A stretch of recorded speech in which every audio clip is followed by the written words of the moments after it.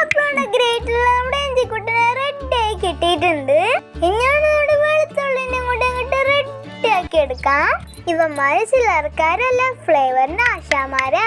അപ്പൊ അരിയാളുടെ പരിപാടിയൊക്കെ കഴിഞ്ഞിട്ടുണ്ട്.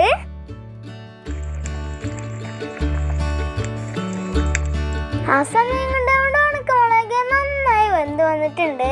ഇനി നമ്മുടെ കുഞ്ഞമ്മിയിൽ അങ്ങോട്ട് നന്നായി അരച്ചെടുക്കാം.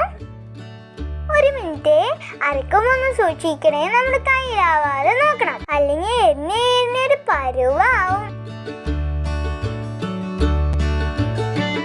അപ്പൊ ഞാനിവിടെ നന്നായി അരച്ചെടുത്തിട്ടുണ്ട്.